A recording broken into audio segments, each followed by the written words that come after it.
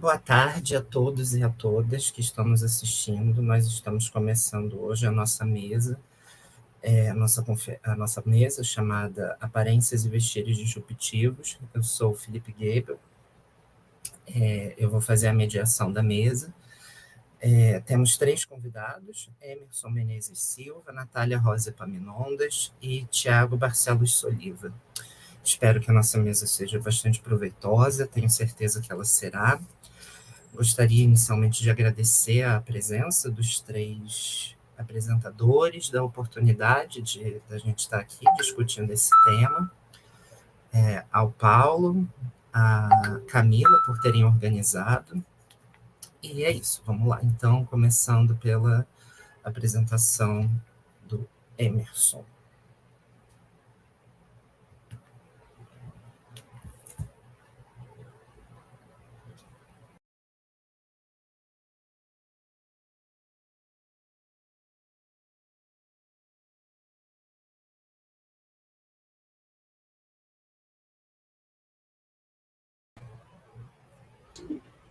Agora sim, agora vocês estão me ouvindo. Então, gostaria de agradecer a coordenação do NEM, agradecer a oportunidade de estar aqui, o convite feito por Felipe e por Maria Cláudia Bonatino. Gostaria de agradecer a possibilidade de estar aqui numa mesa juntamente com pessoas que eu admiro tanto, com pesquisadoras e pesquisadores que eu admiro, como Natália Epaminondas e o Tiago Soliva.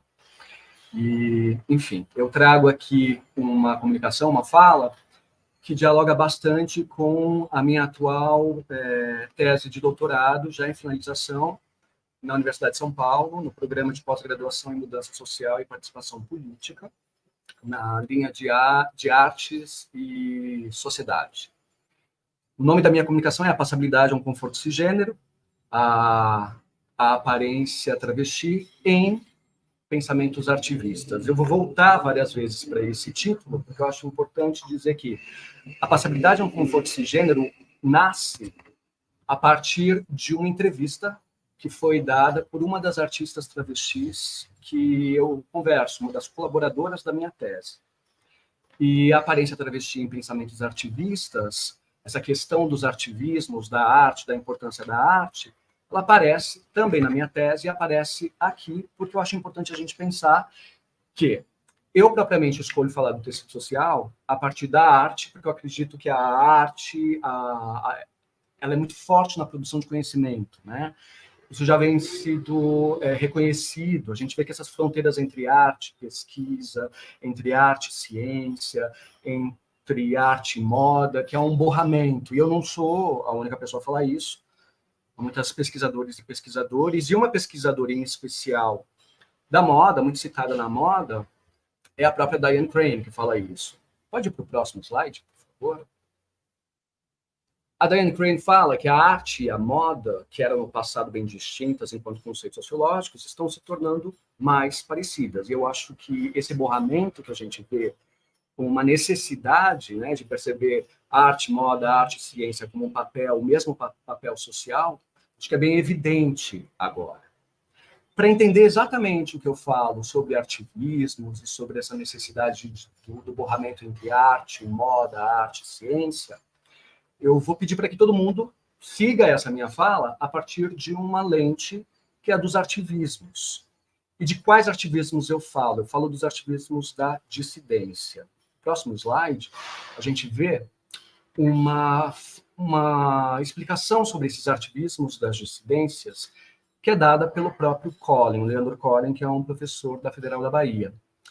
O Collin fala que o ativismo, que é um neologismo, né, arte e ativismo, ele é utilizado tanto pelas pessoas artistas quanto pesquisadoras da arte para se referir a determinadas produções artísticas que possuem claramente uma proposta política. Os ativismos da dissidência, nesse sentido, eu acredito que sejam uma ferramenta de mediação. E mais do que mediação cultural, mais do que mediação cultural que a gente vê nas artes, na museologia, na comunicação, eu acredito que é uma forma de mediação sociocultural. E, nesse sentido, eu me aproprio da definição de mediação sociocultural de duas pesquisadoras portuguesas. Próximo slide, a gente vê Oliveira e Galego falam que a mediação sociocultural pode ser entendida como esse processo comunicacional de transformação do social e requalificação das relações sociais, em vários temas, mas principalmente nos temas em que é necessário a dimensão da diversidade e a coesão social. Então, essas duas lentes são necessárias aqui para a gente perceber do que exatamente eu estou falando e qual é esse olhar que eu quero trazer para essa mesa. É evidente que quando eu falo, então, sobre o ativismo das dissidências, e eu falo sobre a passabilidade, e essa questão também das travestis, eu preciso fazer uma contextualização histórica. Claro que não muito rígida, mas uma contextualização é necessária. O próximo slide, por favor. Eu falo, então, sobre a presença travesti na cena brasileira. Há vários pesquisadores, várias pesquisadoras, vários estudos sobre a presença travesti, em especial nos palcos. E aí, conectado às questões da aparência, da construção das corporalidades e tudo mais. Tem alguns estudiosos, estudiosas e alguns estudos que falam sobre uma fase travesti, outros falam sobre as ondas da presença travesti, em especial nos palcos. Eu, pensando na questão da coexistência das gerações, porque a gente não está falando sobre, historicamente, períodos monolíticos, né? Mas sim sobre coexistência de diferentes gerações de artistas travestis, eu prefiro pensar em paradigmas travesti nas cenas, ou padrões de inserção na sociedade que foram experimentados por essas artistas travestis e que, através dessas artistas, nós pudemos perceber questionamentos sobre a corporalidade, sobre as aparências, sobre as escolhas vestimentares e sobre imposições imagéticas que foram criadas e ainda são criadas pela própria cisgeneridade. Nesse intento, no próximo slide, eu penso, então, em 3 paradigmas. A transancestralidade, a travestilândia e o traviarcado. A transancestralidade, eu me refiro às primeiras travestis das cenas, dos palcos. Anteriormente à hormonização, anteriormente às modificações corporais, ainda pensando no fazer travesti dos palcos, muito comum, historicamente, no carnaval, mas eu diria que elas seriam as precursoras da presença travesti nos palcos. A Travestilândia já faz, evidentemente, uma alusão à Disneylândia, e aí eu falo sobre o mainstream travesti.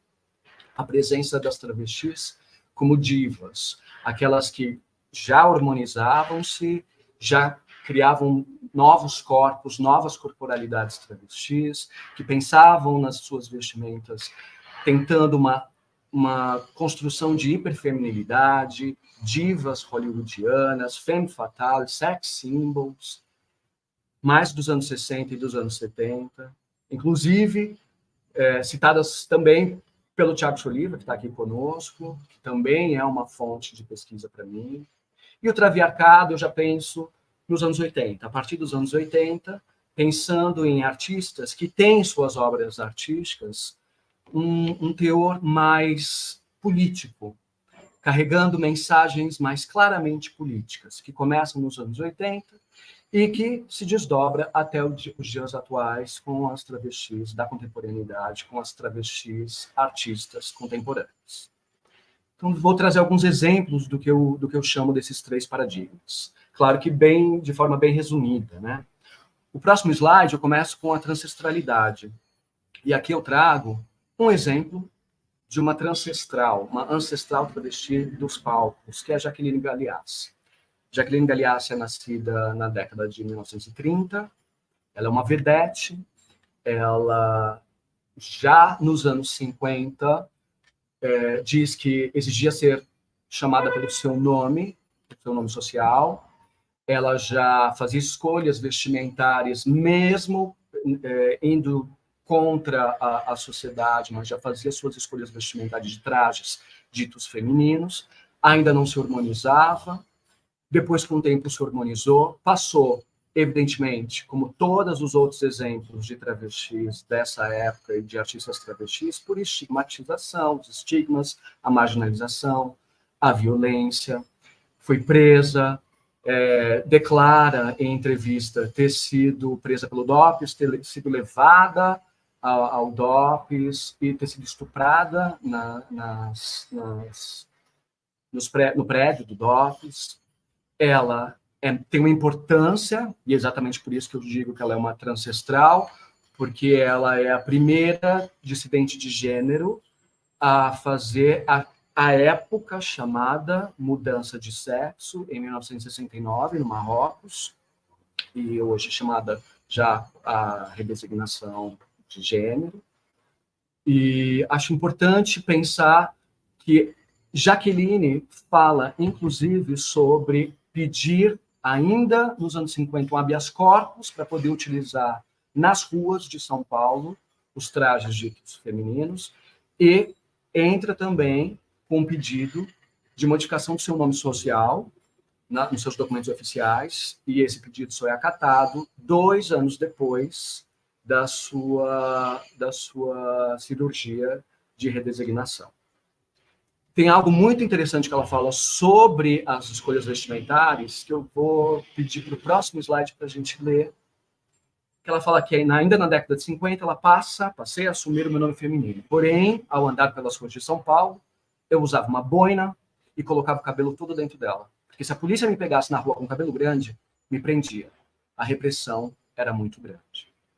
Então, a transexualidade, ela é basicamente marcada por violência, por estigma e por prisões de muitas dessas travestis transestrais. No próximo, eu trago exemplos da Travestilândia. Então, aqui, evidentemente, o exemplo mais famoso, que é o de Rogéria, a travesti da família brasileira, mas também tem todas as outras divas, como Divina Valéria, Marquesa, que já pensam nas construções de seus corpos e mesmo nas escolhas vestimentares, pensando em corpos hiperfeminilizados, em corpos como os das divas. Rogéria era famosa por falar sobre a Rita Hayworth, sobre Marilyn Monroe, sobre todas as divas hollywoodianas que eram importantes e que eram objetivo de feminilidade, de exemplo de feminino, de hiperfeminilidade para essas divas dos anos 60 e dos anos 70. Divina Valéria também é um bom exemplo disso. Divina Valéria, também pensando na hormonização e nas modificações corporais, viaja para a Europa e quando volta, embora também todas elas tenham sofrido, de certa forma, um estigma, mas de uma outra maneira, ela tem uma frase muito interessante que fala sobre as suas escolhas vestimentares e o que esperava-se dela. No próximo slide, tem, em uma entrevista, um depoimento dado a Camareiro e Oliveira. Divina Valéria fala que quando ela volta da Europa, quando ela desce do avião, todas estavam me esperando de homem. E eu, maravilhosa, de short, botas longas, como Jane Fonda em Clute. Clute é um filme americano da década de 70, se não me engano é de 72, entre 72 e 74. Eu trago aqui uma foto da Jane Fonda usando as botas longas e de shorts para a gente pelo menos poder imaginar como foi Divina Valéria descendo desse avião com essas botas longas e com esse shortinho mais curto, né? Embora marcado por estigmas, é importante dizer, e aqui eu cito o próprio Soliva, que a sociedade via nos shows de travesti uma certa modernidade. Era interessante ir aos shows de travestis, aos espetáculos com travesti. Então, talvez por isso, elas tenham recebido menos estigma, um pouco menos de violência, do que as representantes da transexualidade. Já no próximo paradigma, que é o do traviarcado, aí ele já é marcado por pessoas, por travestis, artistas, que tinham em suas obras artísticas as mensagens claras políticas. O maior exemplo disso é a Cláudia Wander. Cláudia Wander, a travesti roqueira, que falava sobre a epidemia de AIDS, que falava sobre política, que falava sobre a possibilidade de direitos para travestis e pessoas trans, acompanhada também de Andréa de Maio. E aí eu acho que ela é a precursora do traviarcado para gerações que viriam depois da própria Cláudia Wanda. Próximo slide, por favor. E aí eu estou falando das contemporâneas, como Açucena, como Linda Quebrada, como Jupe do Bairro, como o elenco inteiro de Brenda Lee e o Palácio das Princesas. São travestis da contemporaneidade, artistas que pensam possibilidades artísticas e pensam também possibilidades nas aparências, pensam possibilidades das corporalidades, pensam possibilidades... Pode ir para o próximo, por favor? Pensam possibilidades de obras artísticas que possam combater o machismo, o cissexismo, o cisterrorismo, a cisnormatividade, a transfobia, enfim, todos os discursos políticos que pensem em novas subjetividades e novas corporalidades travestis. No próximo, por favor.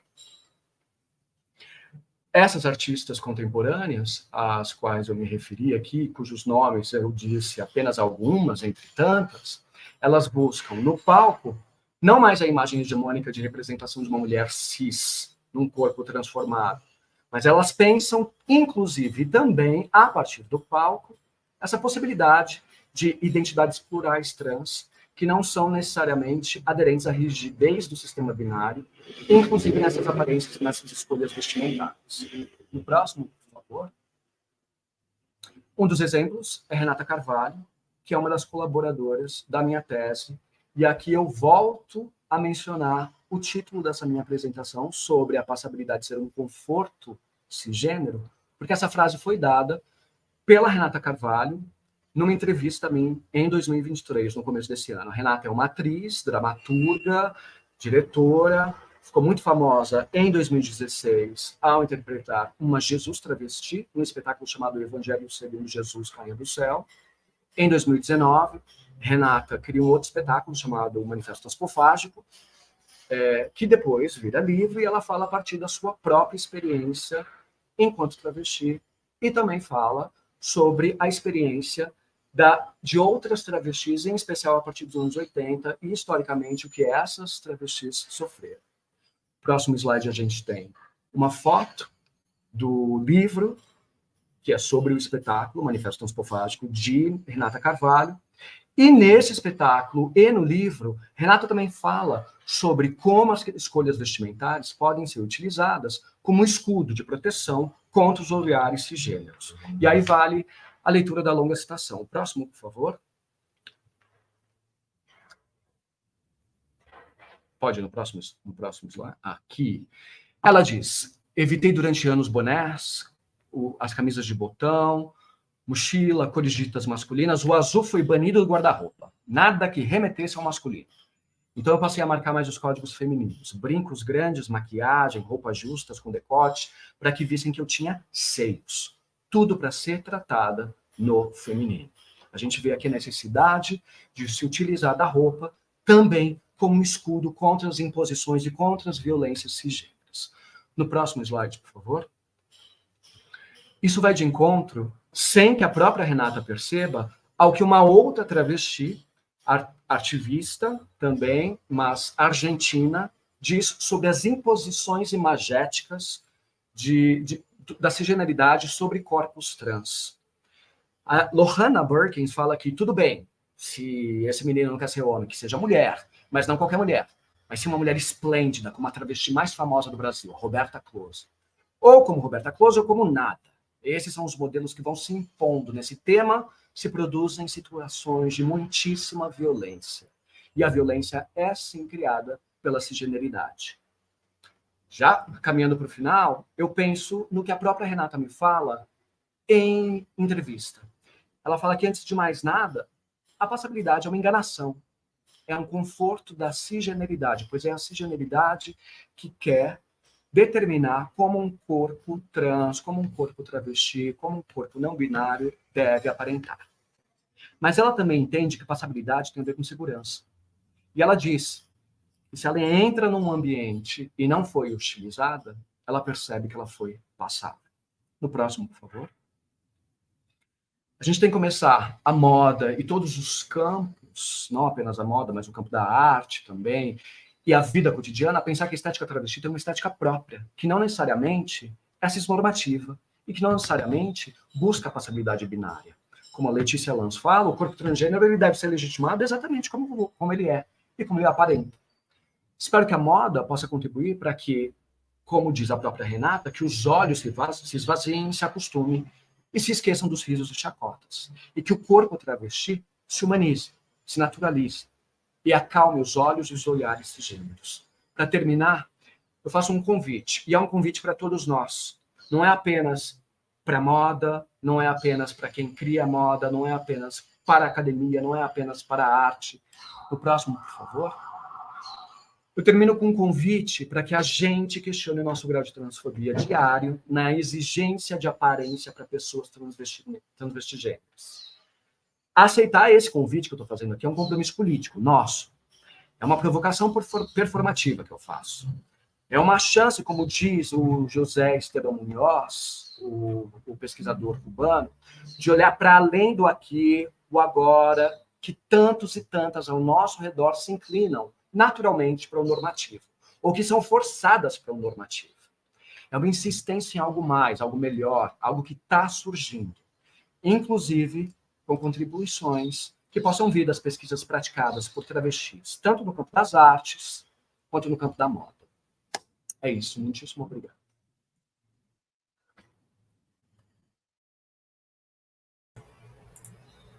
Muito obrigado, Emerson, foi ótimo, fiquei muito feliz com tantas questões, anotei aqui algumas.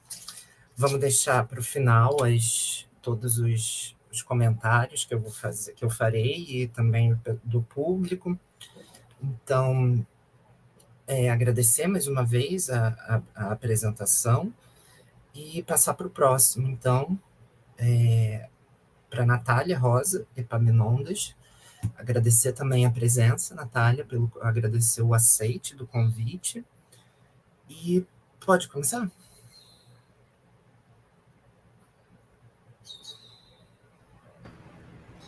Olá, pessoal. Primeiro gostaria de agradecer pelo convite, de apresentar, né, esse trabalho aqui. Aí, isso, ótimo. Obrigada, Paula, por passar a apresentação. Bom, pessoal, eu sou Natália Rosa Paminondas, sou doutoranda no programa de pós-graduação em Artes, Cultura e Linguagens da UFJF. Estou fazendo uma pesquisa sobre histórias de vestires lésbicos. E para essa apresentação, que eu chamei de Calada à Noite, Retratos e Histórias de Práticas Sáficas de Vestir, eu trouxe alguns exemplos que eu encontrei assim, na minha pesquisa. Né? Pode passar, por favor. Então, hoje eu vou falar assim, brevemente, né, sobre as terminologias que eu uso na minha pesquisa, que eu gosto de chamar as tretas acadêmicas. O aporte teórico que eu uso, que eu acho importante dar ênfase a isso em pesquisas de gênero e moda, e alguns exemplos, como falei, da minha pesquisa. Pode passar, por favor. Então, eu vou começar aqui pela terminologia. Eu coloquei... Gente, essa imagem é linda, é a capa do livro Sophistries, da Leila Rupp, mas eu tive que censurar assim, essa parte aí dos seios delas para o YouTube não bloquear a gente. Mas, bom, eu uso o termo sáfica na minha pesquisa como um termo guarda-chuva, safistrias, né? Safistrias é um neologismo, né, que a Leila Rupp sugere, né? para falar nas palavras da Leila, né, para se referir às diversas manifestações de mulheres que desejaram, amaram, fizeram amor com e se casaram com outras mulheres. Eu parto dessa sugestão da Leila Rupp, mas eu ainda estou expandindo um pouco, porque eu gosto de falar de pessoas lésbicas, de sáficas não binárias, enfim. Então, eu estou também extrapolando um pouco essa discussão dela. Mas qual que é a questão? É que o termo lésbica é um termo moderno, muito moderno, muito novo, e quando a gente vai estudar a história da lesbianidade, quanto mais longe você vai na história, primeiro que você não encontra muitos registros escritos pelas personagens que a gente está estudando, por essas sáficas, e não existem essas terminologias. Você vai encontrar outras palavras, como fricatriz, tríbade, enfim. E qual que é a treta, né? A treta é que muitas pesquisadoras passaram a englobar todas essas palavras no termo lésbica como um termo guarda-chuva.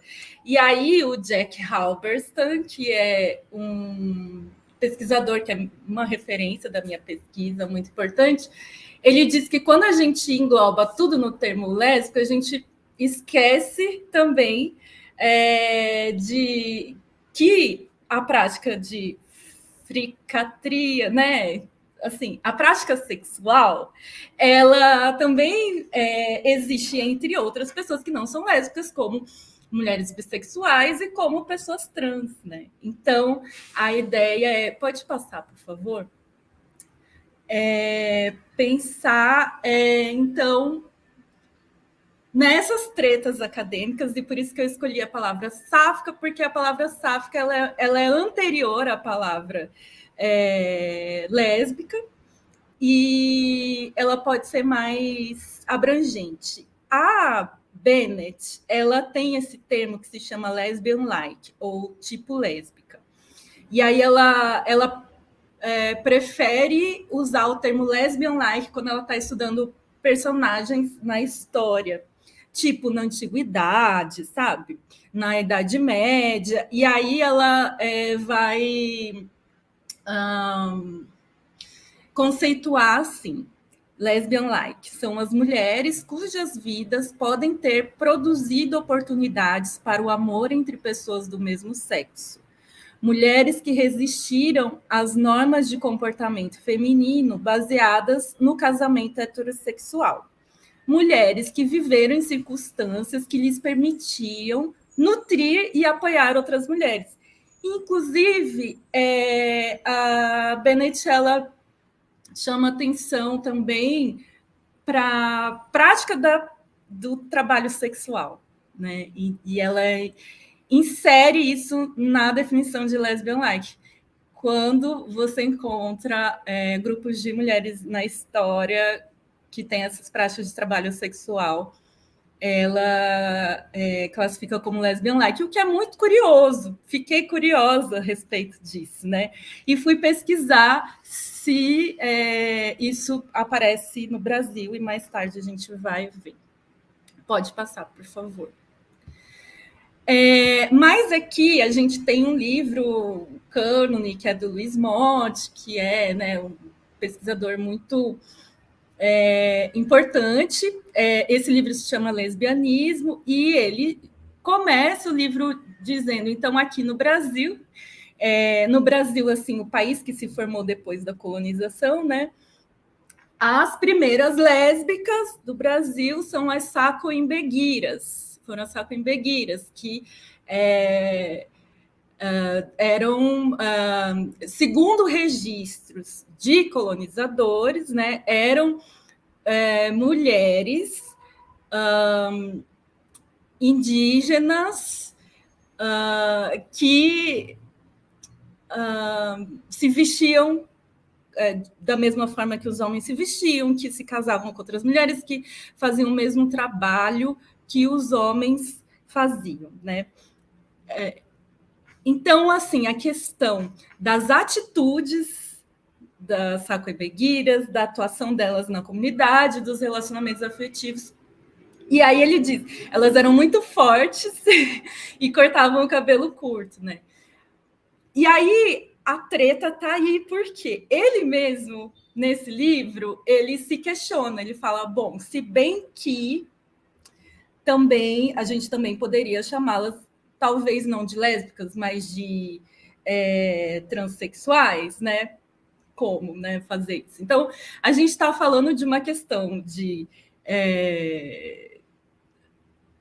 levar conceitos modernos para um momento na história em que esses conceitos não existiam, né? Então, o que eu proponho é não vamos chamar as sacoembeguiras de lésbicas ou trans, elas eram apenas sacoembeguiras. E, na verdade, a gente nem sabe se elas existiam, porque os registros que nós temos são de navegadores, de pessoas que estavam aqui nesse momento, mas nós não temos registros de pessoas indígenas. Então, também a gente pode estar dizendo a gente também pode estar falando de uma ficção feita por esses colonizadores, né, para exotizar o Brasil, enfim. Pode passar, por favor? E aí é que eu gostaria de falar mais um pouco sobre o meu aporte teórico. Mas, assim, deixando essas trestas no ar, porque eu acho que é importante deixar essas tensões e pensar a partir dessas tensões, né? Além de pensar a lesbianidade, eu também... meu aporte teórico é de gênero e dos estudos da moda. Então, para o meu trabalho, eu estou usando o conceito de corpo vestido, que foi defendido por Joanna Entwistle e Elizabeth Wilson, que é de pensar no vestir como uma prática corporal situada, e eu gosto de pensar no situada a partir da ideia de situada em um contexto, enfim, né? E também de lembrar que o vestir ele não diz respeito apenas às roupas, mas também a todas as intervenções que a gente faz no corpo, como no exemplo aqui dessa fotografia de Meg Allen, que é fotógrafo estadunidense. A gente vê esse casal que está usando roupas parecidas, mas também tatuagens parecidas, corte de cabelo, né, a escolha de usar maquiagem ou não, tudo isso está dentro do que eu chamo de práticas de vestir, quando eu vou estudar a história de práticas de vestir sáficas. Pode passar, por favor. Além disso, eu uso como... eu vou falar bem rapidamente, assim, senão não dá tempo, mas eu uso também como aporte teórico a ideia de resistência e de subjetividade da Maria Lugones, que ela vai falar sobre a resistência como algo feito a partir da comunidade. E, então, na minha pesquisa, eu vou procurar comunidades, grupos sáficos, né? Também a partir do pensamento, da ideia de pensamento hétero, da Monique Wittig, que principalmente a ideia de que a heterossexualidade produz gênero, e que os gêneros que nós temos, que nós trabalhamos aqui no Brasil, são gêneros produzidos a partir da heterossexualidade, né? E a lesbianidade, então, seria um outro modo de vida fora dessa ideia heterossexual de gênero, né? Também trabalho com a ideia de tecnologia de gênero, da Teresa de Lauretis, que, na verdade, assim, eu trabalho mais com a ideia de moda enquanto uma tecnologia de gênero, mas o vestir enquanto uma prática de resistência à moda, que é uma tecnologia de gênero, e eu vou explicar um pouco mais para frente.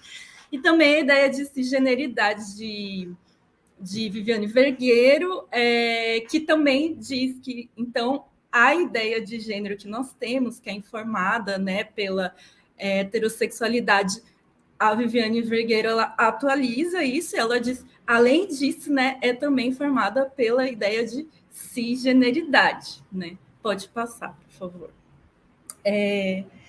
Então, eu gosto dessa frase da Lauretis, eu vou ler rapidinho. Então, ela diz o quê, né? Que as práticas de resistência, a partir de grupos de dissidentes, né? Elas são contrapráticas, né? Então, quando eu vou estudar a história da lesbianidade, eu estou procurando essas contrapráticas. Cadê essas contrapráticas, né? E aí ela diz, então, que o lugar fora da heteronormatividade vou ler, o outro lugar, os outros espaços sociais e discursivos reconstruídos pelas práticas feministas, nas margens, ou nas entrelinhas, ou ao revés, dos discursos hegemônicos e nos interstícios das instituições, nas contrapráticas e novas formas de comunidade. Pode passar, por favor. Além disso, trabalho também com a ideia de performatividade da Butler.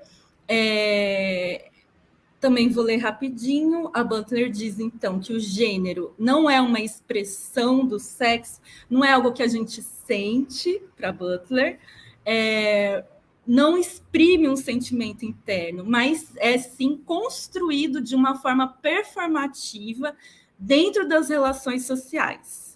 Então, essa performatividade de gênero, que não é performance, é performatividade, ela é dada pela repetição de atos estilizados, que passam a aparentar ser a expressão da essência daquele corpo, mas não são essência, né? Então, ela diz que o que eu acho interessante desse conceito de performatividade é que ele é completamente moda, ele é completamente vestir, né? Então, é o corpo vestido, é a forma como nós construímos o nosso corpo a partir de roupas, maquiagens, forma de cabelo, como a gente fala com os outros, a nossa gestualidade, tudo isso, para Butler, é a eterna construção e desconstrução do nosso próprio gênero, né? Pode passar, por favor. E aí eu volto para Lauretis. Eu não sei se vocês lembram, mas essa foto aqui é a mesma foto da capa da minha apresentação. Essa aqui é uma foto da Rosa Galditano, que está em exposição agora na Bienal de Arte, em São Paulo. Não sei se vocês foram ver. A Rosa Galditano fez uma série de fotografias em 1978 e 79. Essas fotografias foram comissionadas pela revista Veja. Ela foi para vários bares não, para dois, o Ferros Bar e o Dinossauros. O Ferros Bar era um bar, o Dinossauros era uma casa noturna, e ela foi fotografar a vida noturna sáfica em São Paulo, né? A matéria nunca foi publicada pela Veja. Ela ficou com essas fotos assim guardadas por muito tempo. Depois ela publicou de forma independente um livro, e depois fora do Brasil também com essas fotos. E só agora essas fotos estão tendo a devida atenção, e a atenção de uma forma muito interessante, porque até agora eu não achei nenhum outro fotógrafo que tivesse registrado a noite lésbica de São Paulo nessa década, entre 70 e 80. Foi só ela, né? E essas fotos ficaram engavetadas por muito tempo. Mas o que eu queria chamar a atenção é que essa foto aqui, o centro, né? Até porque é esse ser que está todo de branco e dançando com essas franjas, né? Essa pessoa, essa mulher dançarina, né? Mas, pode passar, por favor? Quando a gente muda o enquadramento da foto, a gente vê que, sim, nós temos essa dançarina maravilhosa, mas que ao redor dela é um monte de mulher assistindo essa apresentação na Boate Dinossauros, né? E aí eu volto para aquele conceito do lesbian like que eu falei no começo para vocês, que ficou assim na minha cabeça. Mas quando a gente vai estudar a história da lesbianidade, por que mulheres que fazem trabalho sexual, por que a Bennett escolheu incluir no conceito de lesbian like, né? Nessas fotos é muito interessante ver como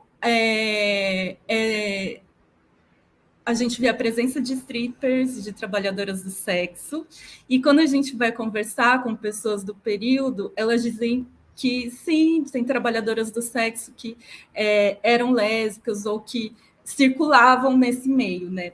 Qual é a relação? Ainda não entendi, ainda vou estudar mais na minha pesquisa. Mas, além disso, né, o que é importante de ver quando a gente pensa no que está dentro do quadro da história, dentro do quadro da heteronormatividade, né? E quando a gente amplia o quadro, é o que a Laurette está sugerindo fazer, né?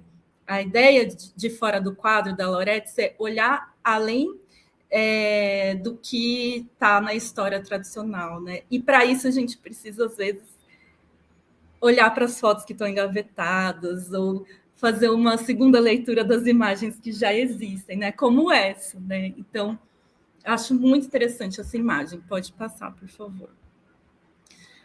Gente, como sempre, eu separei várias coisas para mostrar e eu estou sempre atrasada, mas eu queria só trazer alguns pequenos exemplos aqui para a gente pensar. Então, primeiramente, assim, aqui no Brasil, na minha pesquisa, eu estou lendo os livros da Cassandra Rios para pensar em como ela descrevia a noite de São Paulo nos anos 70 e 80 e como elas se vestiam e tal. Mas hoje eu queria trazer uma citação do livro O Poço da Solidão, da Radcliffe Hall. E essa, inclusive, é uma imagem de uma pintura de Romain Brooks, né? E que traz a Una Troubridge. Ai, gente, se eu estiver pronunciando errado, desculpas. Mas ela está de monóculo. E monóculo era um acessório muito não, era um acessório completamente relacionado à ideia de lesbianidade nos anos 30. Nos anos 20 foi uma moda entre todas as mulheres rebeldes em Paris, mas nos anos 30 virou um signo de lesbianidade, principalmente por causa do sucesso do livro de Radcliffe Hall, que expandiu, que mostrou para todo mundo que podia ler uma forma de se vestir lésbica nessa personagem dela, que se chamava Stephen. E eu vou ler essa passagem desse livro. Ela diz assim: Stephen levantava e ficava parada na janela aberta, pensando sempre em Angela Crosby. O domingo chegou, e com ele a igreja pela manhã. Depois, 2 intermináveis horas após o almoço, em que Stephen mudou de gravata 3 vezes e escovou seu espesso cabelo castanho, molhando, e examinou seus sapatos à procura de uma imaginária poeira, e finalmente poliu com força as unhas com um polidor arrancado das mãos de Puddle, que era a outra personagem. E aí, o que eu acho interessante dessa passagem é como Radcliffe Hall está descrevendo uma cena em que Stephen está super ansiosa, né, para encontrar o objeto de desejo, a pessoa que ela deseja, e que ela usa dos modos de vestir e de constituição do corpo como um signo de lesbianidade e dessa ansiedade, né? E, inclusive, essa questão de polir as unhas é um tema muito constante nas histórias lésbicas até hoje, né? Pode passar, por favor. E aí eu trouxe um exemplo, não dá para passar, mas eu gostaria, então, de sugerir, né, esse é um curta que está no YouTube, se chama The Apartment, foi feito por Rita Moreira e Norma Bahia Pontes, duas cineastas brasileiras que foram para os Estados Unidos durante a ditadura militar. Elas fizeram vários curtas, e muitos deles refletiam sobre a existência lésbica delas. Esse curta é muito interessante porque elas estão entrevistando a Carol, que era uma pessoa que trabalhava com teatro em Nova York, e elas passam o curto inteiro entrevistando ela sobre como é viver em Nova York, só que ela está o tempo todo reformando esse apartamento. E aí, novamente, a gente está falando de uma construção de corpo e de um erotismo muito especial, muito específico, sáfico, né? Muito específico das ideias sáficas sobre erotismo. Então, essa mulher com essa gestualidade, esse cabelo e esse bonezinho, enfim, né? E aí, pode passar, por favor, que para encerrar, eu queria só, então, encerrar com a Rosa Galditano e sugerir novamente a exposição dela na Bienal. Essa é uma foto que ela fez desses bares, pode passar. Aqui tem várias outras fotos também, na exposição tem mais, mas eu gostaria de finalizar com uma questão. Essa foto é da Sueli Roth, pode passar. É a foto da Sueli Roth, ela está lendo o boletim Xana com Xana, que era um boletim realizado nos anos 70, enfim.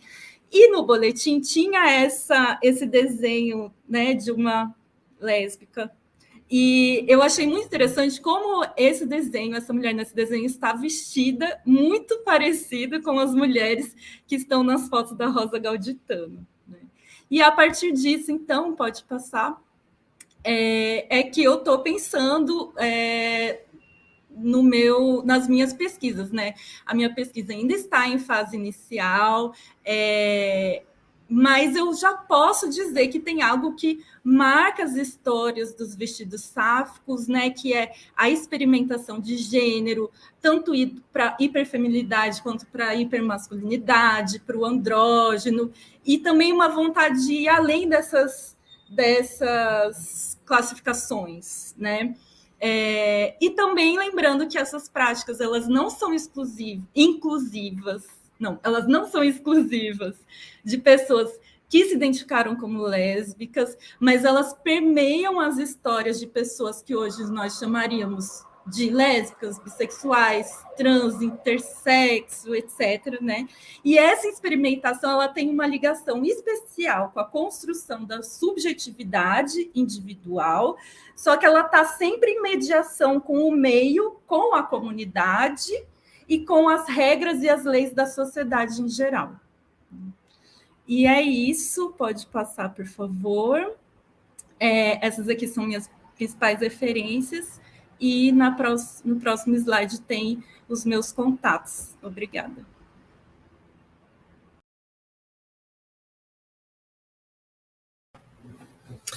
Natália, muitíssimo obrigada. Sua pesquisa sempre me deixa feliz de ouvir e, ao mesmo tempo,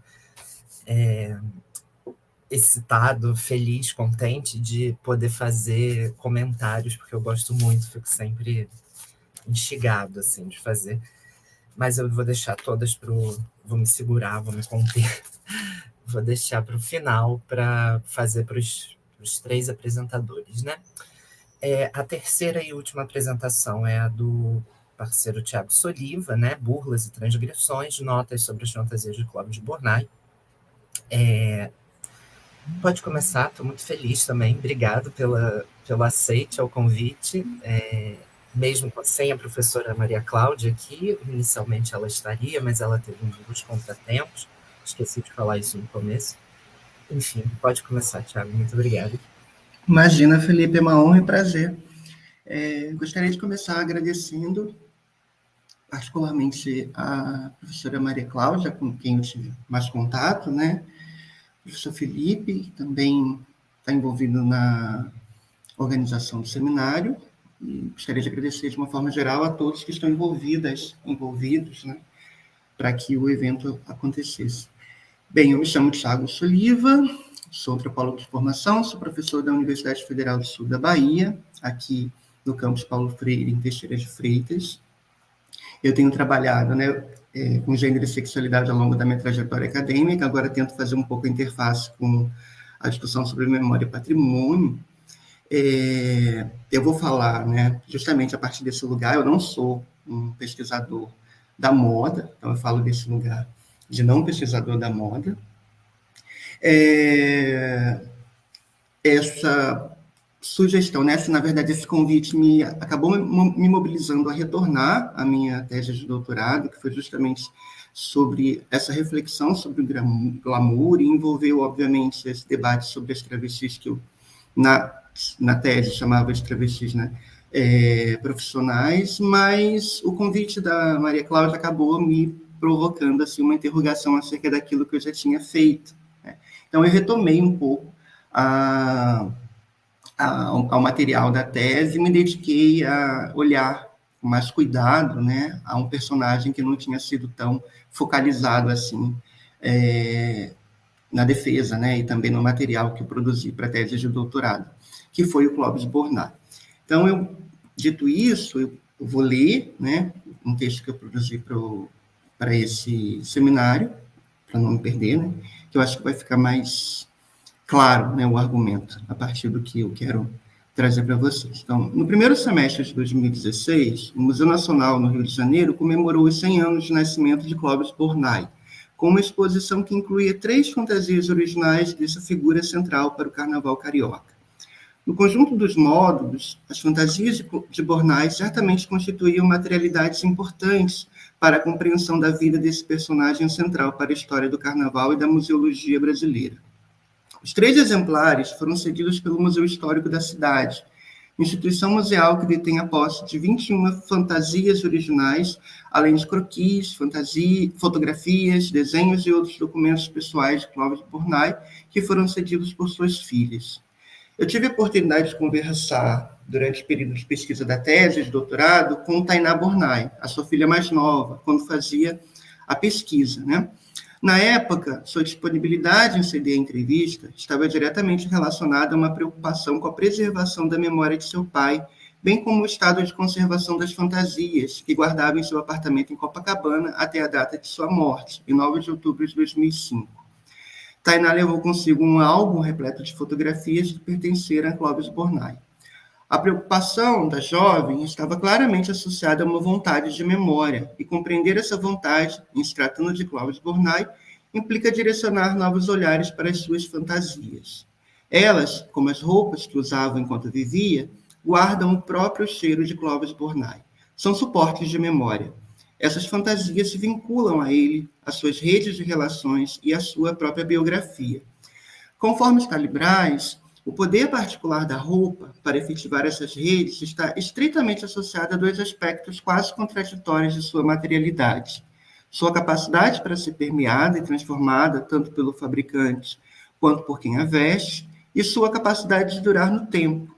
A roupa tende, pois, a estar poderosamente associada com memória, ou, para dizer de forma mais forte, a roupa é um tipo de memória.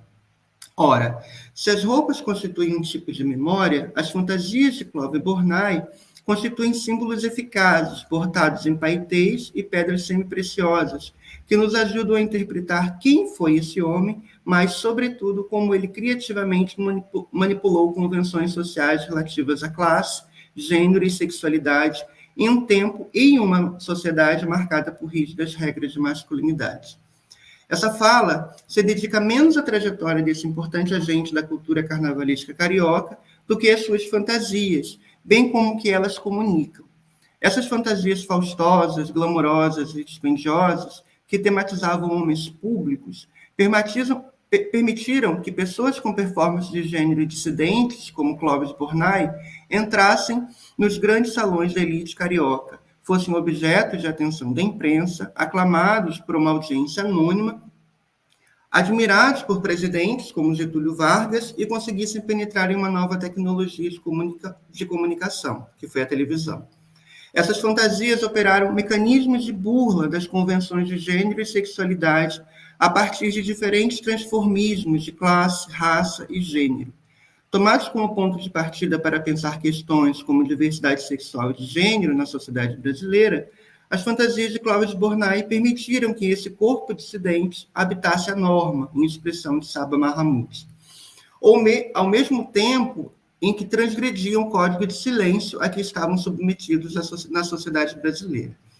Clóvis Bornai já era servidor da Inspetoria Federal de Obras Contra as Secas quando conseguiu convencer o diretor do Teatro Municipal do Rio de Janeiro, Silvio Piergili, a realizar um concurso de fantasia nos moldes do Carnaval de Veneza, na Itália, no qual fantasias recebiam prêmios em uma competição. Os concursos de fantasia não eram novidade nos salões de baile durante o Carnaval. Os teatros da Praça Tiradentes, como o Teatro República e o Teatro João Caetano, já no início da década de 30, eram noticiados pela imprensa como locais onde ocorriam concursos com entrega de prêmios para os melhores imitadores do belo sexo, como o jornal se referiam a essas pessoas.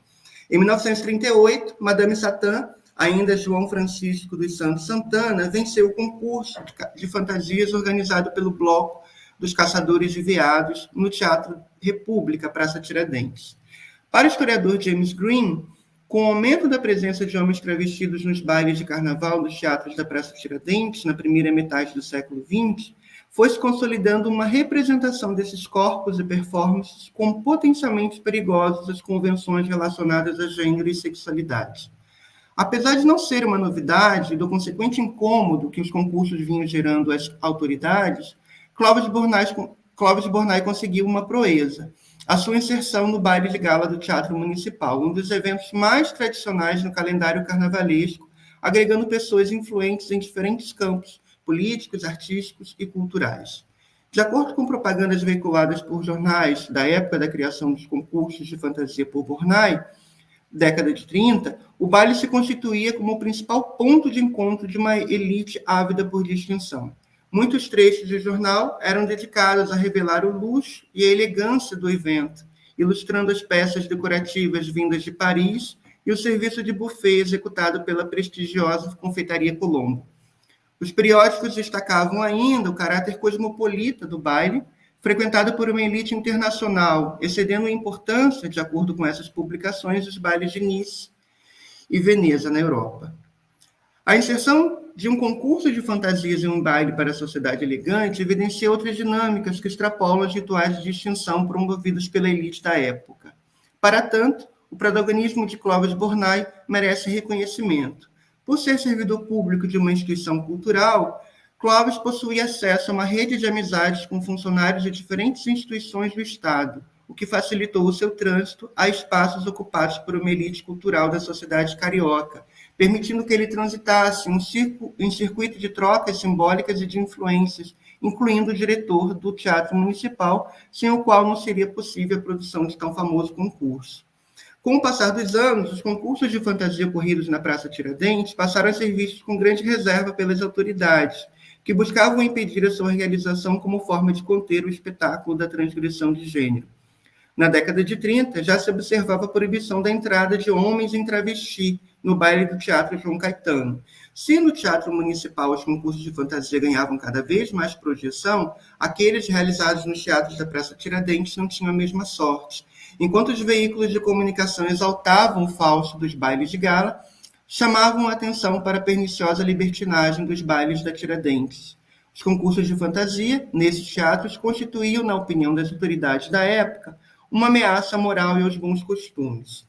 Enquanto esses espaços eram cerceados, os concursos de fantasia do baile de gala do Teatro Municipal, contando com o protagonismo de Clóvis Bornai, começava a ganhar autonomia em relação ao conjunto dos festejos carnavalescos, a ponto de se tornar um evento à parte, anos mais tarde, consolidando-se como atração turística da cidade. Em 1937, no primeiro concurso de fantasias, Clóvis Bornai arrebatou o júri com a fantasia Príncipe Hindu. É a primeira imagem, por favor. Ganhando o primeiro lugar. Para a confecção dessa fantasia, ele chegou a desmontar um lustre que encontrava em sua casa, que encontrou em sua casa e pintou seu rosto com pigmento marrom, com a intenção de reproduzir a cor de pele de um homem indiano. É possível perceber que Clovis Bornai opera, através de seu príncipe hindu, um conjunto de travestismos de classe e raça, em expressão de Anne McClintock. Essa autora, ao realizar um exame crítico da noção de travestismo, o define como exemplo culturalmente variante de mímica. Ela diz: as roupas são signos visíveis da identidade social, mas estão permanentemente sujeitas ao desarranjo e ao roubo simbólico. Por essa razão, o travestido pode ser investido de poderes grandes e subversivos. Ao situar historicamente essa prática social, a autora enfatiza a potencialidade de se analisar as diferentes formas de travestismo, não somente aquele relativo à ambiguidade de gênero. Como mímica, os travestismos envolvem a exibição da ambiguidade de diferentes formas, as quais implicam possibilidades culturais bem diferentes. O grande poder dos travestismos reside na sua capacidade de perturbar, identidades sociais estáveis, revelando a artificialidade das convenções sociais que as regulam. Vistas a partir dessa perspectiva, as fantasias de Clovis Bornai reuniam grande poder subversivo, uma vez que conseguiam manipular fronteiras raciais, de classe e de gênero. Em 1942, novos travestismos são operados com a fantasia Toureiro, a segunda fotografia, apresentada no baile de teatro, no baile de gala do Municipal. O baile desse ano foi patrocinado pela senhora Darcy Vargas, primeira-dama do governo Vargas, que tinha como objetivo a construção da cidade das meninas. O baile desse ano, Clovis oferece uma fantasia sóbria, cuja inspiração vem do filme Sangue e Areia, película de grande sucesso de 1941. O traje dramatiza um tipo de masculinidade associada à imagem do toureiro, destemido e audacioso. Grande mitologia cerca a história dessa fantasia e desse concurso.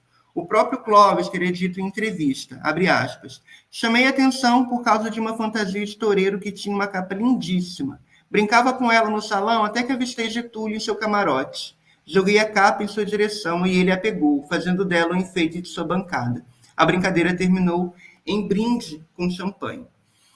Confraternizar com o presidente da República certamente era uma forma de agregar valor à sua trajetória pessoal e carnavalesca. Além desse fato marcante, a fantasia parece estar saturada de significados relacionados à sua ascendência, aos avós paternos e maternos espanhóis, bem como ao universo dos filmes de capa e espada. Mesmo que a fotografia antiga não seja capaz de revelar os brilhos tão singulares ao estilo Bornai, é possível perceber certa afinidade entre ela e o príncipe hindu, leveza, pouco volume e uma estética menos carnavalizada. Essa estética passaria por profundas mudanças entre os anos 50 e 60.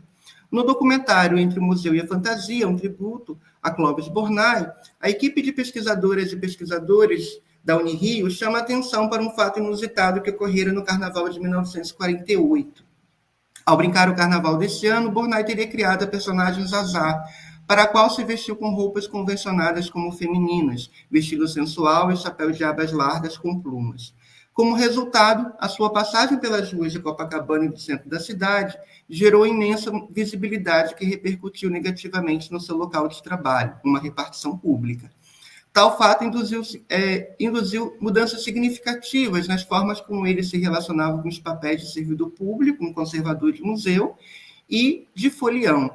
A estratégia adotada por Clovis foi converter aqueles homens públicos, materializados nos objetos semióforos do museu em que trabalhava, em tecidos vivos. Monarcas, heróis e seres mitológicos, sempre masculinos, passam a ser materializados em fantasias que combinam elementos marcadamente carnavalizados, com uso de paetês, lantejoulas, plumas e semijóias, com toda uma parafernália de objetos, assimilados ao universo feminino, como o uso de maquiagem, salto alto, unha postiças, leques, etc.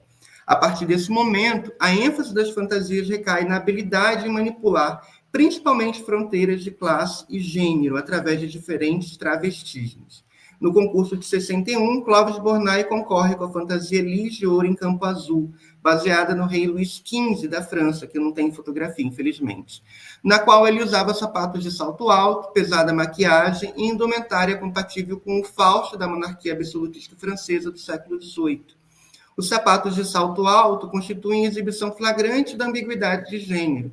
Dono de imponente repertório histórico, Clovis sabia que estes sapatos eram invenção daquele rei francês para contornar sua baixa estatura, mas certamente a escolha em reproduzir a indumentária desse monarca, em particular, encontrava respaldo em sua criatividade transgressiva. Ele sabia controlar o risco da ambiguidade associada ao uso de objetos femininos através de argumentos históricos que conferiam autenticidade às suas criações, ao mesmo tempo em que amenizavam as ansiedades sociais em torno dessas transgressões. As fantasias eram convertidas em mecanismos de burla do gênero, que permitiam Clovis Bornai transitar nesses concursos sem comprometer a sua carreira de conservador do Museu Histórico Nacional, portanto, também um homem público. Mais do que isso, as composições amplamente inspiradas em personagens históricos acentuavam seu renome como servidor de uma casa de memória, ao mesmo tempo em que popularizava a profissão que mais tarde seria batizada como museólogo. Clovis, em diferentes entrevistas a veículos de comunicação, fazia questão de enfatizar sua profissão como forma de distinção em relação aos demais concorrentes e à audiência desses concursos. Seu capital cultural como conservador constituía uma vantagem estratégica para operar essas burlas de gênero. Nas comemorações do 4º centenário de fundação da cidade do Rio de Janeiro, em 65, Clovis Bornai tratou de homenagear essa cidade com a fantasia Alegoria Fundação da Cidade. A terceira e última imagem, por favor. Homenageando Estácio de Sá, figura histórica que, segundo ele, encontrava-se esquecida. No Diário de Notícias de 10 de dezembro de 64, em matéria intitulada Bornai, Arte não tem preço com plumas, venço em 1965, ele tratou de enfatizar a riqueza da fantasia, avaliada em 2 milhões de cruzeiros, executada por 10 pessoas em 8 meses de trabalho. O conjunto incluía uma armadura folheada a ouro, manto bordado em relevo com pedras preciosas coloridas, ostentando o brasão da cidade, e um capacete ornado por plumas dispostas em forma de paquife. A riqueza de detalhe da composição refletia a pesquisa de Clovis Bornai sobre Estácio de Sá, publicado no 15º, no volume 15 dos Anais do Museu Histórico Nacional, em 1965. Nela, Bornai constrói a biografia de um homem público para Estácio de Sá, enfatizando seus feitos heróicos e sua gloriosa e curta vida. Em um texto com estilo marcadamente literário, Bornai demarca 2 elementos como centrais para compor a psicologia de Estácio de Sá, a hereditariedade e o ambiente. Diz ele, se era descendente de nobres, tem nas suas veias o sangue puro de ancestrais veneráveis, sobrinho de um homem de extraordinárias qualidades positivas, tinha, inelutavelmente, por via de sua ancestralidade, de ser dotado de muita grandeza de alma. Percebe-se que as raízes nobres são enfatizadas como itens importantes para representar o caráter guerreiro de Estácio de Sá e consagrá-lo como coluna dórica da nossa nacionalidade, segundo a expressão dele. O autor, após referenciar farto material historiográfico que revela o protagonismo do capitão Mor para a fundação da cidade do Rio de Janeiro, se ressente da mesma cidade ainda não dispor de qualquer monumento erigido à sua glória e consagração. Bornai amargaria o 3º lugar do baile de gala desse ano, bem atrás de Evandro de Castro Lima, seu grande rival, que venceu a competição com a fantasia O Triunfo de Dom Sebastião, homenageando o monarca cujo nome, assim como o santo São Sebastião, inspirou o nome de batismo da nova cidade. Apesar do desfecho nada abonador, o seu Estácio de Sá teria lugar reservado na história do 4º centenário da fundação do Rio de Janeiro. Se esta cidade ainda não possuía nenhum monumento dedicado à consagração de Estácio de Sá, Clovis certamente teve lugar destacado nos debates que buscaria soluções a essa ausência. Grande repercussão foi gerada por essa fantasia no contexto de celebração do 4º centenário.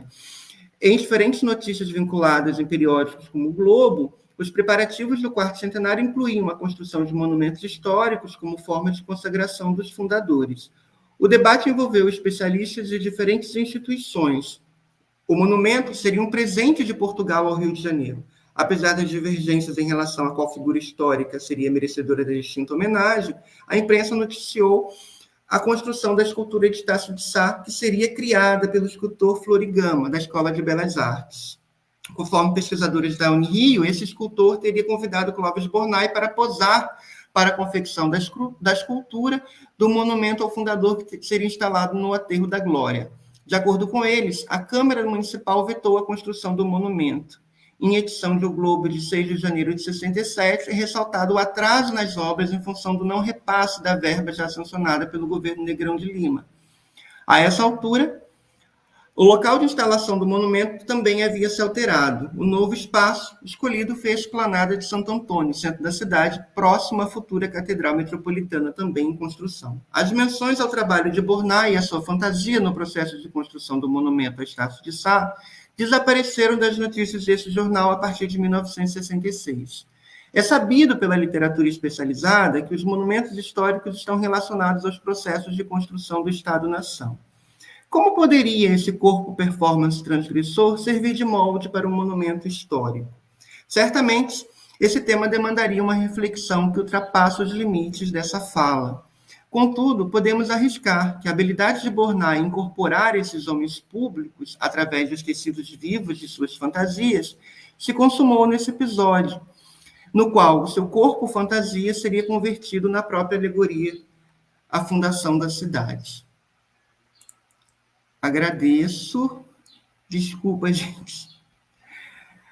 Acho que eu me excedi. Agradeço, desculpa. Não, sem problema, foi cravado. Foi certinho, Tiago. Então, muito obrigado mais uma vez aos três. Eu vou fazer algumas colocações e depois abrir para o chat, para quem tiver alguma questão. Já tem uma pergunta aqui. Mas caso o público queira fazer alguma outra colocação, estão todos convidados. Primeiramente, né, Emerson para o Emerson, passabilidade é um conforto cisgênero. Antes disso, eu queria só dizer que os três trabalhos dialogam em diversas questões, e eu vou tentar fazer alguns comentários, vou tentar ser breve, tentando fazer algumas colocações que costurem ali as três apresentações, né? Primeiramente, para o Emerson, então, essa questão do ativismo por meio da arte, né? Me parece muito interessante para se entender o que você chama de dissidências, né? Essas dissidências são, de fato, dissidências dentro desse sistema cisgênero de sexo, gênero, e também dentro de um sistema de sexualidade pautada na heterossexualidade, né? Pensando nessa relação de diversidade e coerção, né? A minha questão, então, mais especificamente, é sobre a fala da Renata Carvalho, né? Sobre a passabilidade ser um conforto cisgênero, e também nos três eixos que você apresentou em relação, os três ali,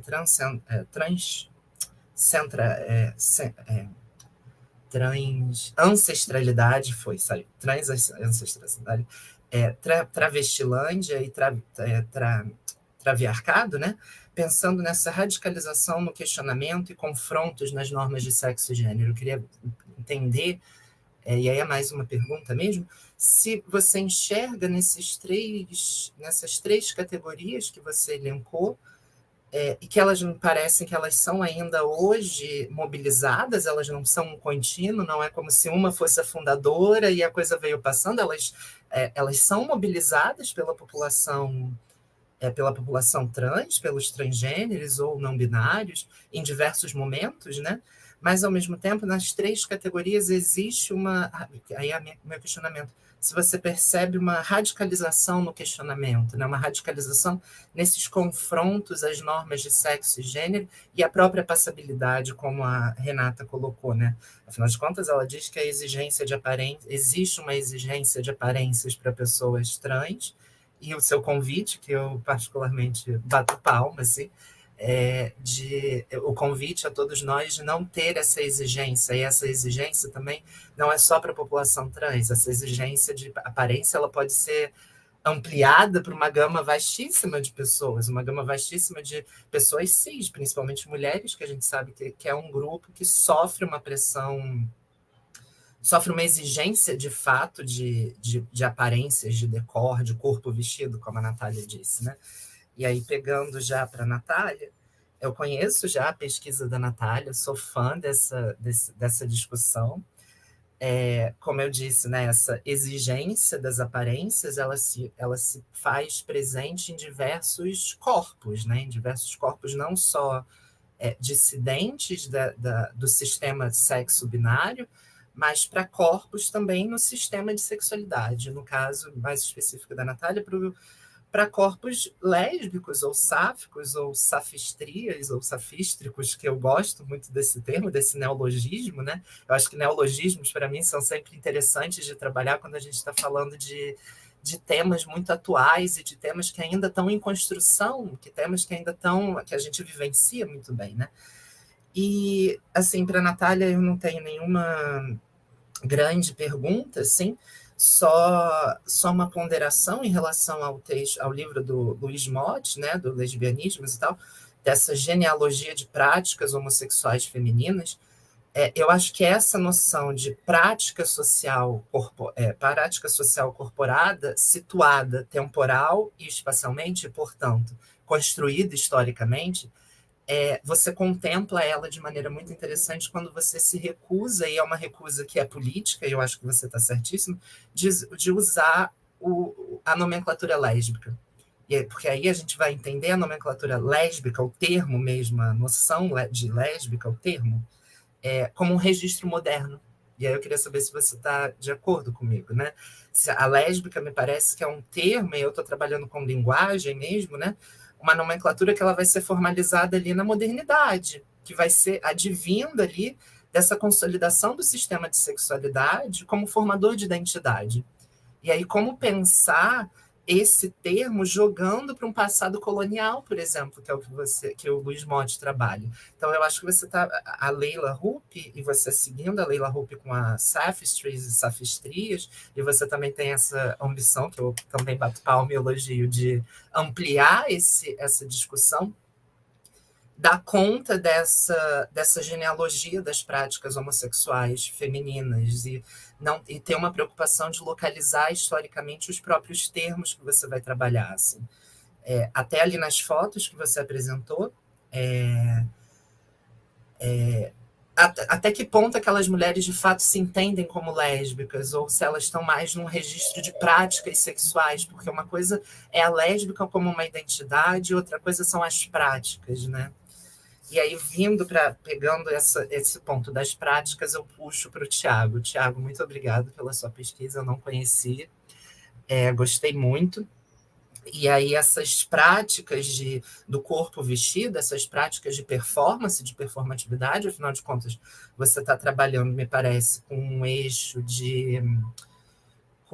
específico da trajetória do Clóvis Bornai, né? Uma face específica da vida dele, da face dos bailes, da face do carnaval, uma face talvez até mais profissional.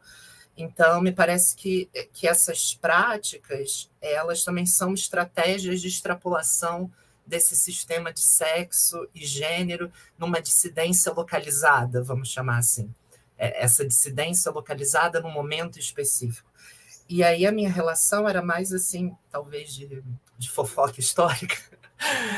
Quando você disse o Clóvis Bornai era conservador, aí eu queria que você talvez trabalhasse mais essa questão me respondendo mesmo, me dando uma fofoca, assim, contando uma fofoca sobre o Clóvis Bornai ser essa figura que, ao mesmo tempo, extrapolava esses sistemas de sexo e gênero, mas, ao mesmo tempo, conseguia fazer isso de uma maneira muito confortável, como algumas personagens que o Emerson citou também, como, por exemplo, a Rogéria, né, que é a travesti da família brasileira, e o Clóvis Bornai consegue fazer algo similar no mundo do carnaval, no mundo dos bailes, fazendo uma transgressão talvez mais controlada, ou uma transgressão mais...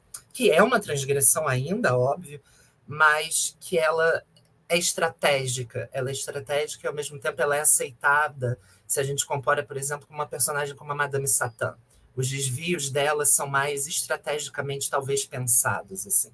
E aí, nesse ponto dessa figura ser uma figura conservadora, qual era a visão? Se você tem acesso a qual eram as visões políticas, talvez, ao pensamento político, as posições políticas que o Clóvis Bornai tinha no período, porque foi uma figura também ali que, estou tentando lembrar das coisas que eu estudei lá na graduação, então me deu uma colher de chá. É uma figura que teve ali uma relação de formação do ideal nacionalista, como você expôs, com a questão do monumento. Ele teve uma participação efetiva nessa divulgação, nesse propagandeamento de um ideal patriótico nacionalista para um submundo ou para um universo, não gosto muito da palavra submundo ou subcultura, para um universo de vivências que talvez não participasse tão diretamente dessa grande propaganda nacionalista do período, né? Então, é só um questionamento. Mais uma vez, agradecer. Por enquanto, a gente tem uma pergunta para o Emerson, da companheira Carolina Casarim. Ela já está aqui no chat, a gente já leu, e aí o Emerson pode respondê-la também. Por enquanto, é isso. Posso responder. Primeiro, obrigado também pelas falas, pelas trocas. Acho que primeiro eu gostaria de falar rapidamente sobre o que você mencionou, Felipe, sobre as questões dos paradigmas, né, da transestalidade, da travestilândia e do traviarcado. Deixar claro que eu uso esses paradigmas pensando exatamente não em períodos monolíticos, né? Então, apenas para determinar que são atrizes, são artistas travestis em diferentes momentos da história, mas que gerações que coexistem, gerações que vão conviver ainda durante um tempo, né? Uma não vai substituir a outra. De certa forma, o traviarcado, se a gente pensar no traviarcado não só a partir da Cláudia Wander, mas hoje, as artistas, sim, elas se reproduzem bastante de uma mistura de tudo, né? A mistura da transexualidade, que é muito importante para o movimento de transvestigêneros e travestis, da travestilândia, e o próprio traviarcado com as possibilidades plurais de corpos das dissidências, exatamente por isso, né? E o convite, claro, o convite é para todo mundo, o convite é pensar nas imposições imagéticas, as imposições das aparências que aparecem para corpos dissidentes de gênero, dissidentes sexuais, enfim, em corpos também, inclusive os corpos cis, como a Carolina Casarim cita aqui na pergunta. Acho interessante pensar nessas questões das imposições imagéticas, e aí eu sempre faço uma intersecção com a própria Patricia Hill Collins, que fala sobre o corpo da mulher negra, né? E sobre como o corpo da mulher negra é visto, ou exotificado, ou sensualizado, enfim. Mas há imposições vistas sobre esses corpos, como há imposições, sim, sobre corpos trans, ou como há imposições sobre corpos travestis, sobre a aparência de corpos travestis, sobre a aparência de corpos bichas, sobre a aparência de corpos lésbicas, enfim, há várias imposições imagéticas. O convite é exatamente isso, é geral, para que a gente pense em não ter que reproduzir essas imposições imagéticas. Agora, sobre a questão que foi colocada aqui no YouTube, primeiro que a possibilidade de resposta. A primeira resposta é: não há segurança para corpo algum. Essa é a primeira resposta que eu posso dar. É evidente que, quando a gente fala sobre as imposições imagéticas, inclusive os corpos de mulheres, né, os corpos femininos, ditos femininos, sofrem essas imposições e, evidentemente, sofrem violências. Mas é impossível não pensar nessa intersecção das violências, inclusive. Por exemplo, quando eu menciono a Rogéria, a travesti da família brasileira, em geral as pessoas falam: é a primeira travesti que apareceu na TV. Há uma violência nisso, porque ela não é a primeira travesti que apareceu na TV. A primeira travesti que apareceu na TV é a Cláudia Celeste, é uma travesti negra. Mas veja bem, a branquitude talvez já seja algo que protege o seu corpo. Então, uma das possibilidades de responder aqui, qual corpo que tá protegido, qual corpo cisgênero, uma possibilidade de resposta é: se a gente pensa não é dita, a palavra violência não é dita, mas é dita a palavra respeitabilidade. Eu posso, né, desdobrar isso para violência. Há uma pirâmide, há um estudo de Gayle Rubin sobre a pirâmide de respeitabilidade. Não é, e aí eu faço a provocação, não é muito difícil pensar quem está no topo da pirâmide de respeitabilidade. No topo da pirâmide de respeitabilidade, a pessoa mais respeitável é um homem branco e hétero. Então, é claro que a violência vai ser criada principalmente por cis-heteropatriarcado. Tudo que vem abaixo da pirâmide de respeitabilidade vai sofrer violências, sim. Também não é tão difícil pensar quem está na base dessa pirâmide de respeitabilidade, evidentemente vai sofrer mais violências. Corpos trans e travestis. Quando a gente intersecciona, então, com corpos trans negros, não precisa, como a pergunta diz, e os corpos masculinos negros, os corpos cisgêneros negros? Não, a minha questão é, e os corpos negros? Inclusive de homens trans negros, que, se não são mortos, são suicidados. Pego Meg Hayara, professora federal do Paraná, travesti, negra, faz a mesma questão. Quem me abraça? Quem abraça o corpo de uma travesti negra? Isso é violento. Então, a violência é para todos os corpos, mas é inquestionável que travestis negras e todo transfeminicídio que a gente vê acontecendo no país, que tanto mata corpos trans e travestis, é inevitável que a gente não pense que esses corpos sofrem grande violência. Todos os corpos sofrem. Todos os corpos sofrem. Corpos dissidentes mais ainda. Trans e travestis. E ainda interseccionados pela negritude, mais ainda.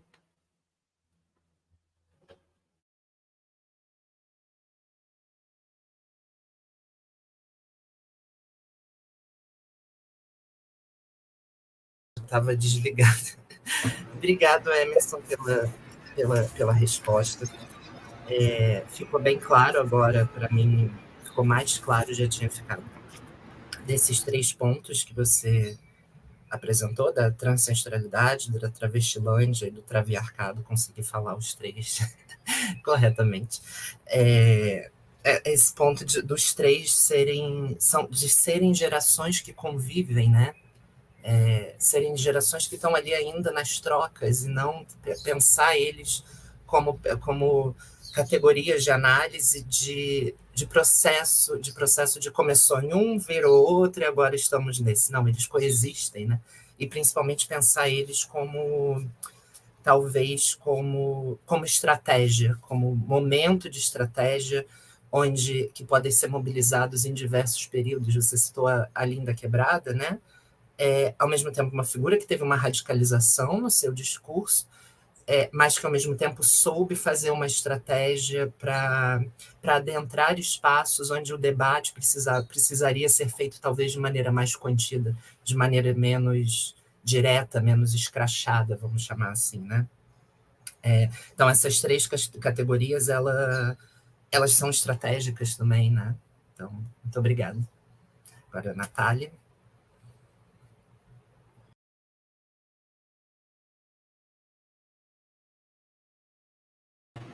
Oi, gente. Bom, Felipe, obrigada pela pergunta, e também queria dizer, também sou fã da pesquisa de Felipe, de Emerson também conheço, cito várias vezes. Respondendo a pergunta sobre o Luiz Motti, né? Na verdade, assim, a questão do termo lésbico é um termo moderno, no sentido que nasce com a modernidade, mas também, quando eu vou estudar anos 70 e 80, a lesbianidade está virando um termo político, sabe? É nesse momento que aí a gente começa a ver a construção do pensamento lésbico dentro da academia e do ativismo, com a Monique Wittig, a Adrienne Rich, etc. Então, eu prefiro olhar para a lesbianidade enquanto uma posição política nesse momento e como um modo de viver, né? Um modo de viver a vida, né? E então, por isso que não dá para levar para exemplos na Idade Média, por exemplo, né? Porque aí já é um outro modo de vida, né? Então, as fricatrizes, as tríbades, são outros modos de vida, mas tem a prática homoerótica ali, né? Então, por isso que eu acho muito interessante pensar essa questão dos termos e pensar quais termos que a gente vai usar. Inclusive, as pessoas que eu estou entrevistando, que eu vou começar a entrevistar agora, sobre o Brasil nos anos 70 e 80, usam a palavra entendida. Né? E aí eu uso a palavra entendida também, porque é um termo nativo e também porque se refere a uma forma de viver daquele momento também, que é diferente do que a gente tem agora, né? Então, por isso que é importante, e eu acho assim, muito importante a gente pensar a terminologia, eu acho um assunto fascinante, inclusive eu adoro conversar sobre o conceito de moda, mas assim, só para finalizar a minha resposta, na verdade eu queria só comentar com o Emerson, que eu não sei se você viu o filme do Paul Preciado, que é Orlando, uma autobiografia política, algo assim o nome. O Preciado, ele fez um filme em conversa com a Virginia Woolf. E ele começa assim, o filme falando que as pessoas perguntaram para ele se ele não ia escrever uma autobiografia, e ele fala assim, não, porque a Virginia Woolf já escreveu Orlando. E aí ele faz, né, esse filme assim. E aí o que eu queria comentar sobre isso? Tem uma imagem e que tem uma parte do filme que ele mostra assim várias imagens de pessoas trans descendo do avião. E aí ele diz que isso é muito recorrente, é como se a pessoa sumisse e voltasse de outro gênero descendo de um avião, sabe? E aí ele vai achar uma foto em Paris, nos Estados Unidos, enfim, isso é muito interessante para você ver. E também eu queria fazer uma costura com o comentário do Felipe, é que o Preciado, ele fica o tempo todo conversando com a Virginia Woolf, que nunca se chamou de lésbica, nem trans, nem nada disso, né? Mas o Preciado fala assim, você era uma melancólica, né? E você estava insatisfeita com o mundo ao seu redor. E, inclusive, ela escreveu Orlando para Vita Sackville-West, que foi uma amante dela. E aí o Preciado fala assim, você era uma de nós. Não importa a terminologia, né? Acho isso muito lindo. É isso.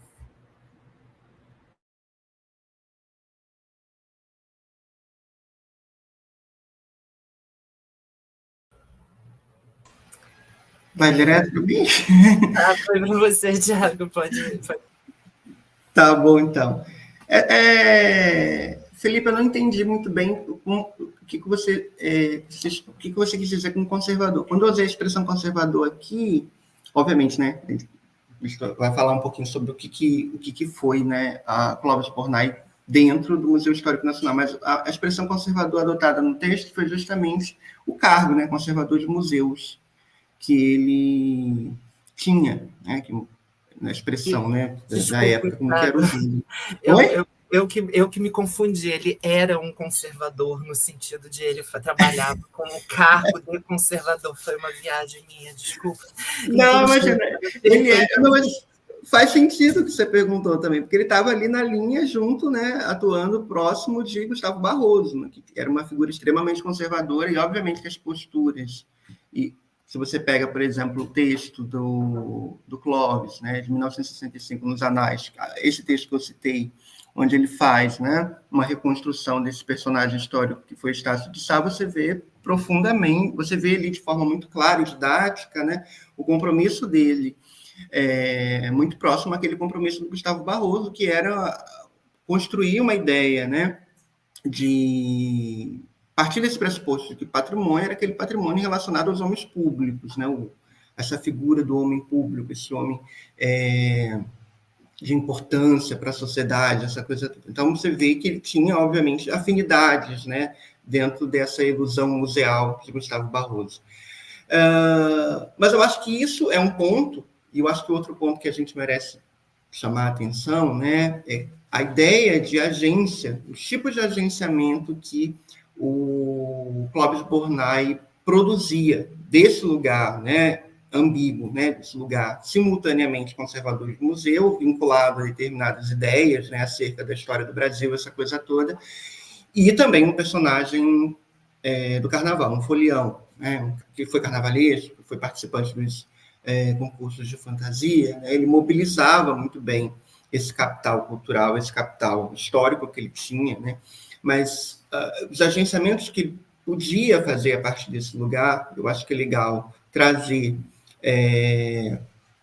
a ideia de agência em Saba Mahmood, né, essa feminista do mundo não europeu, né, do mundo não ocidental, para chamar a atenção que a agência ela não está só relacionada aos atos de resistência, né, mas também as formas pelas quais as pessoas podem incorporar as normas.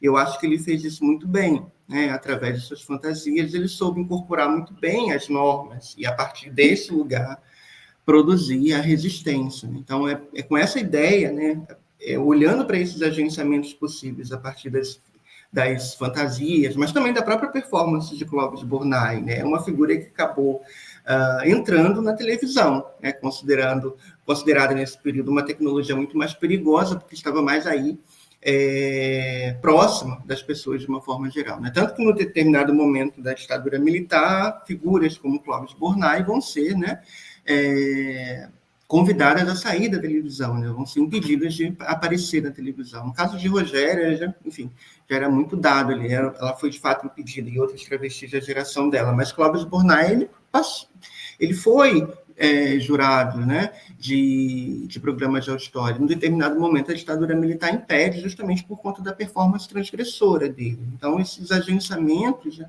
olhar para esses agenciamentos e olhar para essa trajetória de Clóvis Bornai é super importante. E é uma pessoa, é uma figura histórica que ainda precisa de muito cuidado, né, de muita atenção. Tem poucos trabalhos que se dedicam à trajetória do Clóvis Bornai, seja ele como museólogo, seja ele como diretor do Museu do Folclore, né? Seja ele como carnavalesco ou como participante dos concursos de fantasia. Eu acho que tem muita coisa para explorar ainda da trajetória do Clóvis Bornai, que nos dá pistas para conhecer um pouco sobre esses agenciamentos, né, operados por essas pessoas nesse contexto aí, vivido por eles, né? Não sei se eu respondi, mas eu tentei, Felipe. Não, respondeu sim. Eu confundi essa questão do conservador justamente, entendi agora perfeitamente, mas justamente por ele estar envolvido, pela figura do Clóvis Bornai, pelas coisas que eu já li, dele estar envolvido numa política museal e também numa construção de uma noção museológica de memória nacionalista. Então, acho que por isso que na sua apresentação me deu um clique quando você falou conservador, assim, eu acabei confundindo, eu que peço desculpa, Tiago. Enfim. Mas acho que também ele era conservador no sentido político, né? Faz sentido. Por isso que eu acho que deve ter rolado. Mas não se pode jogar a criança com a água do banho fora, né? Eu acho que não. Para esses agenciamentos que ele Esses agenciamentos, sim, claro. E mesmo sendo uma figura conservadora, não, é uma pessoa é um personagem que transgrediu e conseguiu circular num espaço mobilizando estratégias, como eu falei sobre o trabalho do Emerson, né? Essa questão da estratégia da própria aparência, assim, das estratégias, dessas estratégias de agenciamento mesmo, como você disse. Assim. A gente tem algumas perguntas aqui no chat, alguns comentários. Ana Paula, você sabe?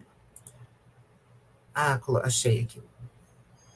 A gente teve alguns comentários, mas são parabenizando, falando também já sobre a questão que a Carolina Casarim levantou, que eu acho que o Emerson deu conta de responder. E sim, a Valéria Tessari comentou, né, que todos os corpos sofrem violência, mas há os que de fato sofrem violências mais específicas, né? E no final é isso que a Carolina Casarim falou também, o único corpo verdadeiramente confortável na sociedade, em alguma medida, é o do homem branco, rico e heterossexual, porque, afinal de contas, é um modelo de dominação, né? Então, acho que a gente conseguiu dar conta do que a gente se propôs, dar conta das nossas discussões. Foi muito prazeroso. A Natália tem uma fala. Vamos ver.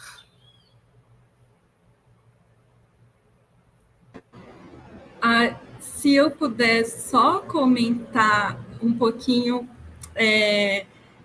essa fala de que o único corpo verdadeiramente confortável na nossa sociedade é o homem rico e heterossexual. Eu só queria discordar um pouquinho, porque, assim, na verdade, a gente vive numa sociedade em que a gente tem os ideais, a gente vive, como a Butler diria, né, a matriz de gênero. Então, nós temos o ideal do homem branco, rico, heterossexual, nós temos o ideal da mulher cis, branca, rica e heterossexual, só que a gente nunca alcança esse ideal. O ideal, ele é feito para a gente estar sempre procurando o ideal. Então, nós vivemos numa sociedade violenta que todo mundo sofre violências. Violências diferentes, de formas diferentes, intensidades diferentes, mas não tem uma pessoa que não saia atingida pela ideologia que a gente está vivendo. Porque em qualquer medida, em qualquer profundidade, essa é um plano de dominação, é um plano de hegemonia, é um plano de dominação hegemônica, e que nenhum corpo, que nenhuma identidade nunca vai estar, nunca vai fechar todos os boxes, nunca vai conseguir ticar todos os boxes, porque é justamente na violência e como Foucault diz, né, na violência e no controle que uma hegemonia é instituída, mas, ao mesmo tempo, essa hegemonia ela é completamente fabricada, né, Natália? Ela é inalcançável até para quem está no topo da hierarquia do sistema de sexo e gênero, que, de fato, são homens brancos, de classe média alta ou ricos e heterossexuais. Mas, mesmo para o topo do topo, ele é inalcançável, né? Então, concordo. Eu acho que os boxes são criados nas práticas, essas práticas historicamente construídas, e no final se perde de vista, respondendo a Carolina que botou aqui no chat, eu vi que pulou ali. Eu acho que esses boxes, eles são imaginados, eles não têm exatamente um criador, eles são um mecanismo de dominação do próprio sistema, e do sistema, obviamente, capitalista, e de controle, de repressão, de domínio, e que acaba sendo uma existência completamente podada, e no qual as pessoas precisam se controlar o tempo inteiro, assim. E todas as pessoas, eu acredito. Acho que demos conta, acho que vamos fechar bonitinho antes. Temos a próxima mesa do seminário. Eu acho que ela deixa eu confirmar aqui, acho que é 3h30 a próxima, que é a última do dia, é a última do nosso seminário aqui do NEM, que foi organizado pelo professor Paulo Debon e pela professora Camila Silva, da UERJ.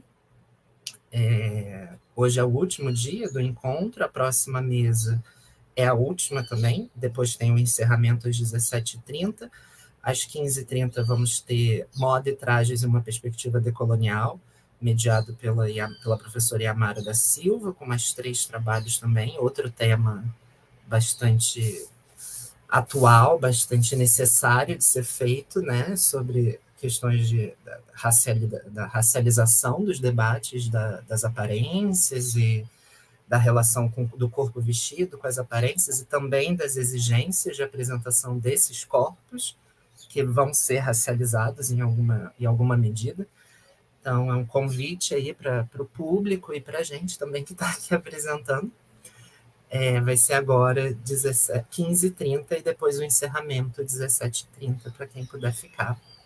Mais uma vez agradeço ao Emerson, à Natália e ao Tiago pela apresentação e pelos debates, pela presença. Muito bom sempre poder estar diálogos e trocas, para mim, são sempre mais importantes. Gostaria muito que tivesse sido presencial, que todos pudéssemos estar reunidos. Então, é isso, já podemos encerrar, então. Muito obrigado mais uma vez. Mais alguém quer falar alguma coisa dos três? Ok. Obrigado, gente. Se vocês puderem